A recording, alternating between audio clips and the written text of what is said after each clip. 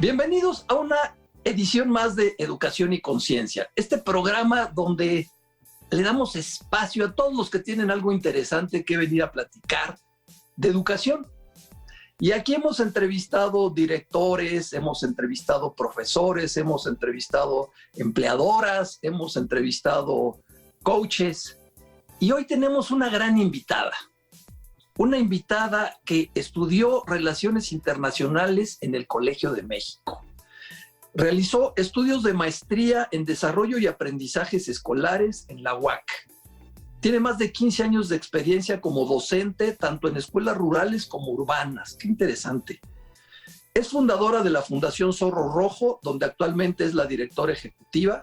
Se interesa muchísimo en los procesos de adquisición de la escritura en grupos infantiles en condiciones de vulnerabilidad.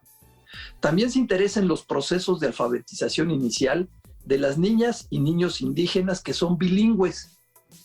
Actualmente está por terminar otra maestría en español como lengua extranjera en la Universidad de Barcelona. Bienvenida, Valentina Uribe. Bienvenida a este espacio. Hola, es un gusto compartir este espacio. Gracias por la invitación, Jorge, y pues un saludo a todas las personas que nos escuchan. Valentina, ¿cómo te vas tú moviendo? ¿Cómo es que tú acabas siendo directora en Zorro Rojo? ¿Por qué te interesa esta parte de la educación en los niños en situaciones bien difíciles, bien complicadas? En este programa hemos platicado muchísimo sobre lo que nos está dejando la pandemia y justamente de cómo se está polarizando entre los que tienen acceso a la computadora, quienes nada más tienen acceso a una televisión y quienes no tienen acceso a nada. Entonces, va muy de la mano con lo que hemos estado platicando y platícanos, Valentina, ¿qué está pasando? Y desde tu punto de vista, ¿qué se debe hacer? ¿Cuáles son los retos? Bienvenida. Muchas gracias. Pues bueno, primero platicarles que este ha sido pues un esfuerzo compartido, es un esfuerzo de muchísimas personas que a lo largo de muchos años hemos tenido el interés primordial en la alfabetización inicial de niños y niñas. La Universidad Autónoma de Querétaro, en la Facultad de Psicología, tiene un posgrado en el que se hace mucha investigación educativa de clase mundial, Jorge. O sea, la verdad es que no le pide nada a los estudios que se hacen, por ejemplo, en España, en Israel, en Argentina, y hemos aprendido mucho de cómo se alfabetizan los niños y niñas. Y a mí lo que siempre pues me motivó fue pensar por qué si en la investigación educativa habíamos avanzado tanto y teníamos tantos conocimientos científicos, por qué estos no se permeaban en el aula. A mí me tocaba ir a observar escuelas públicas, privadas, multigrado, rurales, en Querétaro, en Ciudad de México, en Yucatán, en Guanajuato, y pues francamente lo que yo veía era que los niños de primero de primaria sobre todo, seguían teniendo las mismas clases que tomé yo hace 35 años. El aula no había cambiado en nada. Prácticamente mi clase de primero de primaria seguía siendo la misma en el año 2020. Y eso pues nos preocupó muchísimo porque pues nosotros pensamos, por ejemplo, que si tienes un problema del corazón, un mal cardíaco, no te vas a ir a hacer una cirugía con un cardiólogo que tiene tecnología de hace 40 o 50 años. Vas a buscar al que esté más actualizado y al que sea mejor. Entonces, si en otras disciplinas lo hacemos, ¿por qué no en la escuela? ¿Por qué no en la educación? Entonces, esa ha sido una motivación pues de vida para mí y para muchas otras personas. Tratar de que los hallazgos de la psicología educativa permeen las prácticas de los maestros y maestras en primaria baja sobre todo, que es cuando se adquiere la lengua escrita, y son años cruciales porque una mala entrada a la lengua escrita o un mal proceso de alfabetización pues arroja pésimos indicadores de desempeño académico. Entonces, ahí está la importancia y nuestra intención siempre ha sido que todos los niños y niñas en México, independientemente de su condición social, tengan acceso a una buena educación y a excelentes prácticas educativas. Entonces es mucho pasar de la oración a la acción. Así es. ¿Y qué encuentras, Valentina? ¿Cómo encuentras a los niños, a las niñas en primero de primaria? Pues creo que tiene que ver con lo que mencionabas hace un momento. Hay una tremenda desigualdad en México y nosotras hemos podido constatar que la alfabetización está muy vinculada al medio en el que se desenvuelve el niño. Si el niño vive en una casa donde se practica la lengua escrita, donde los papás escriben recados, tienen un calendario, hay una agenda, les leen en la noche, los papás comentan lo que leyeron en el periódico, hay conversaciones largas a la hora de la comida, hay libros en casa, los niños se alfabetizan más rápido. Ese es un hecho. Pero las condiciones sociales en México son tremendamente desiguales. Entonces, los niños que no tienen esas posibilidades familiares dependen de una buena escuela y de una excelente intervención para lograrse alfabetizar. Y ahí es donde viene un desbalance inmenso, porque un niño o niña que viene de una familia donde hay un ambiente alfabetizador, así le llamamos nosotras, o un ambiente letrado, aunque la escuela no sea muy buena, aunque la maestra de primero de primaria siga teniendo prácticas de hace 30 y tantos años, la verdad es que aprende a leer y escribir, más o menos. El problema está en todos los niños que no tienen esas oportunidades en casa, que desgraciadamente en México son la mayoría. Claro, porque ¿cuántos niños tienen libros en su casa? Muy pocos, sí, muy pocos. ¿Cuántos papás tienen más de a lo mejor secundaria? Y Muy secundaria poco. que estudiaste hace 25 años. Entonces has tenido tiempo de olvidar todo. Así es, y la práctica de la lectura y la escritura no se mantuvo. En general, lo que nosotras hemos hallado es que en las casas mexicanas prácticamente no hay libros infantiles. Los únicos libros infantiles con los que cuentan la mayor parte de las familias, y estamos hablando de más de un 70%, son los libros de texto que ofrecen las escuelas. Que ese sería otro tema, porque cuando analizamos los libros de texto gratuito, en general, independientemente del año y del modelo educativo, la verdad es que tienen muy pocas lecturas. Son poquísimas lecturas. Estamos hablando de que un libro de primero de primaria tiene a lo mejor 20, 23 lecturas para un año completo.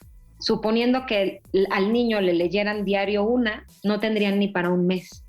Entonces, un problema es el acceso pues, a libros y sobre todo a libros infantiles, y otra es las prácticas de lectura y escritura en casa, porque a veces aunque los papás tengan más allá de la secundaria, la verdad es que no son lectores y no, por lo menos delante de los niños, no escriben tampoco. Y eso nos obliga a que nuestras escuelas puedan tener esas prácticas y los maestros de primero, segundo, tercero de primaria sean modelos de lectura y escritura para tratar de compensar esas familias que no los tienen. ¿Cuál es la estadística de lectura por año en México? ¿Cuántos libros leemos en general y qué tipo pues de leemos libros? más que antes, ¿eh? Eso a mí me alegra pensar. Cada vez que se hace la encuesta nacional de lectura y escritura, de prácticas lectoras, la verdad es que hemos ido subiendo. No teníamos ni un libro por año por mexicano y ahora ya estamos en más de 2 libros al año. Y además ahora hay muchas prácticas de lectura digitales.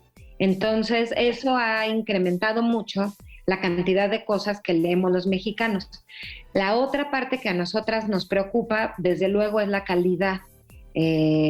Porque no necesariamente leer mucho significa que leas cosas de buena calidad o que les pongan al alcance a los niños material bien editado, con buenas ilustraciones, con historias bien escritas.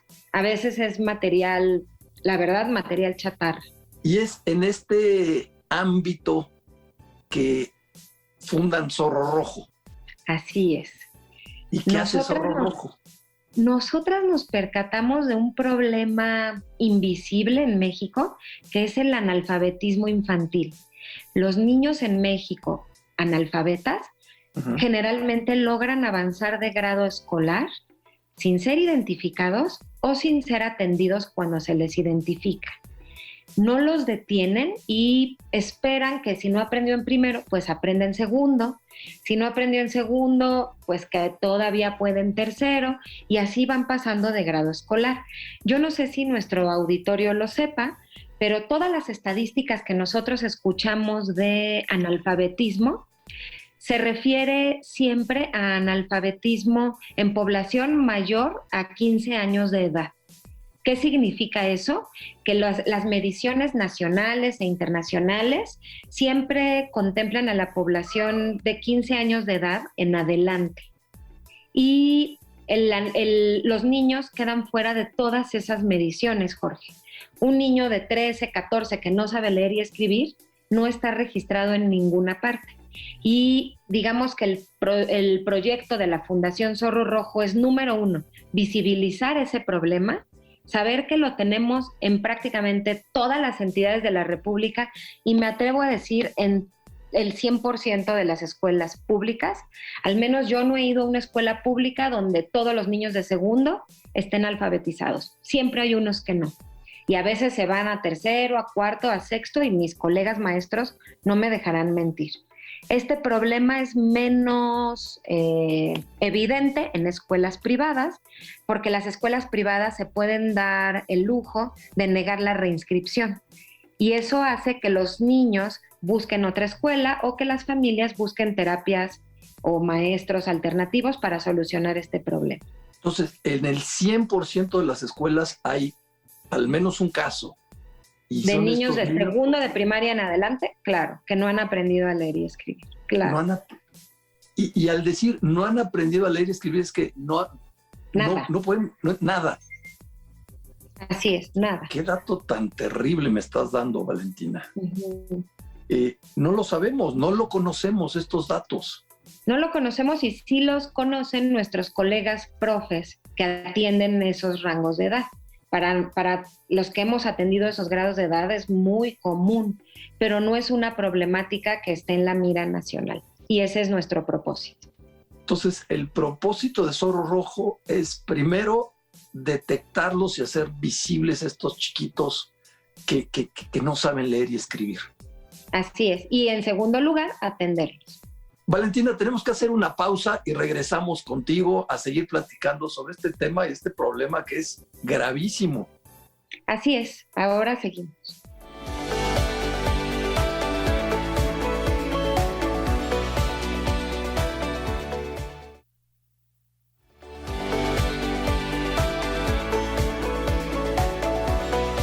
Regresamos con esta plática tan interesante con Valentina Uribe, directora de Zorro Rojo.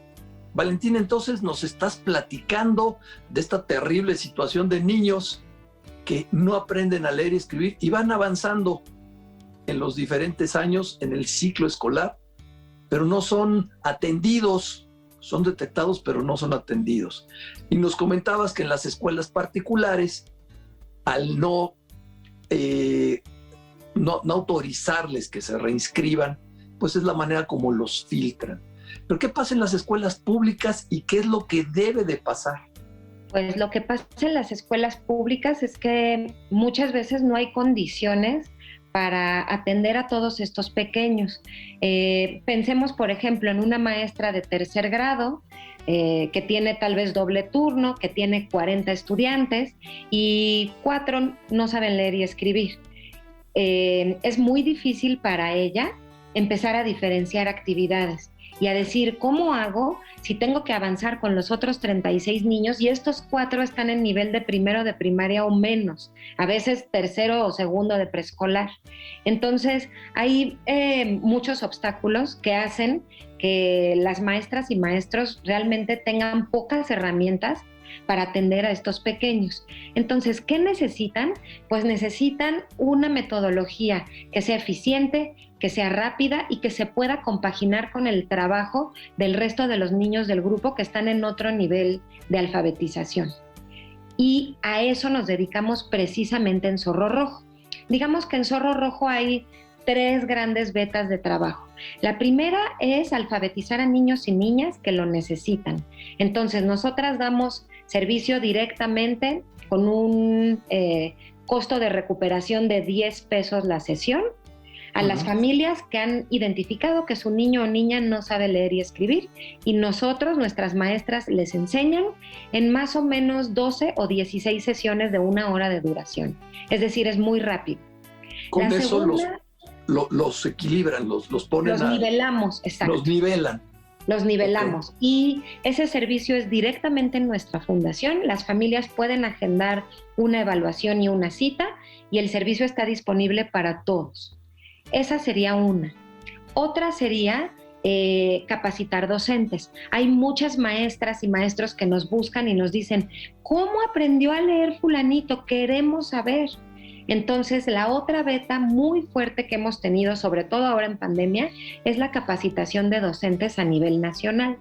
Nosotras lo que hacemos es compartir nuestra metodología de trabajo para que la maestra lo pueda hacer con sus niños en el aula y que logre identificar en qué etapa del nivel de alfabetización se encuentran sus estudiantes, y número 2, atenderlos de manera eficiente para que en 12 a 16 sesiones los niños estén nivelados con el grupo. Entonces, esa sería la segunda beta de trabajo. Y la tercera, e igual de importante, es la investigación educativa.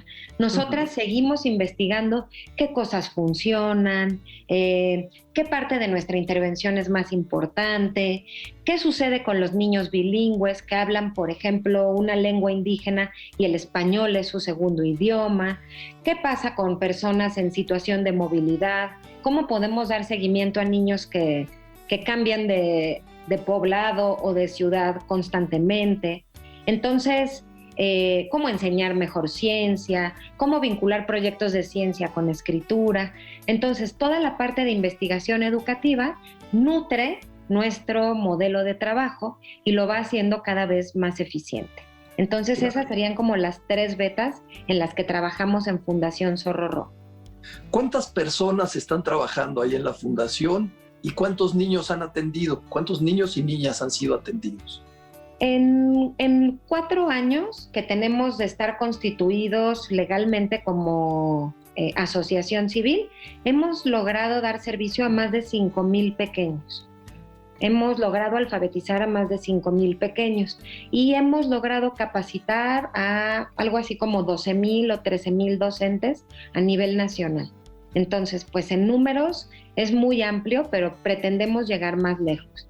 El número de personas que trabajan actualmente en Zorro Rojo ronda los 30, 35 personas. La mayoría de ellas voluntarias. No perciben un sueldo, sin embargo dan su tiempo, su conocimiento, su expertise técnico o sus horas de voluntariado para lograr que más niños y niñas aprendan a leer. ¿De cuántos niños estaríamos hablando que están en este retraso, digamos, aquí en Querétaro? Ese es uno de las grandes interrogantes. Nosotras tenemos la intención de generar un censo. Si pudiéramos tener un censo de cuántos niños de segundo de primaria a sexto no saben leer y escribir en Querétaro, por lo menos en el municipio de Querétaro, nos daríamos una idea de qué sucede a nivel nacional. Ese es uno de los problemas fundamentales. No sabemos de qué tamaño es el problema. Imaginamos que es peor en otros estados que están en condiciones económicas más desfavorables, pero realmente no conocemos el número de niños que está en esta circunstancia. Y algo que pasa mucho es que las escuelas terminamos responsabilizando a las familias. Entonces, si el niño o la niña no aprende a leer en segundo de primaria, entonces hay que citar a los papás. Claro. Y hay que ver qué hace la mamá para que su niño aprenda a leer y escribir. Y es una situación muy injusta, Jorge, porque muchas veces las familias tienen que resarcir o reparar una problemática que ellas mismas padecen. Entonces es un círculo vicioso porque las terapias de aprendizaje son muy caras, contratar a una maestra en la tarde es imposible, a veces los mismos papás y mamás, como dices tú, tal vez solo tienen la primaria y se sienten incapaces para apoyar a sus niños. Entonces son niños que se quedan sin atender y que muchas veces van dejando de estudiar. Llegan a la primaria y es difícil seguir adelante si no sabes leer y escribir. Aunque nos han tocado casos de niños de primero, segundo, de secundaria, que siguen avanzando sin estar alfabetizados, por increíble que parezca. ¿De qué vive Zorro Rojo? Zorro Rojo vive de tenemos dos fuentes de recursos. La primera son donativos. Nosotros recibimos donativos individuales de personas que comparten nuestra preocupación, que confían en nuestro trabajo y nos conocen y que hacen donativos mensuales desde 200 pesos al mes.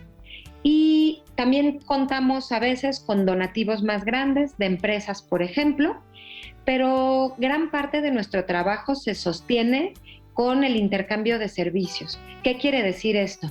Que escuelas privadas quieren capacitar a sus maestras porque saben que nuestra metodología funciona, entonces nos pagan las capacitaciones y ese dinero entra directo a Zorro Rojo para que logremos atender a más niños. Entonces, digamos que el esquema de la fundación se ha hecho bastante sostenible porque no dependemos nada más de los donativos. Uh-huh. Vienen ahora cambios de presidentes municipales, gobernador, diputados federales, locales. ¿Qué les pedirías a estas personas que van a llegar a estos nuevos puestos?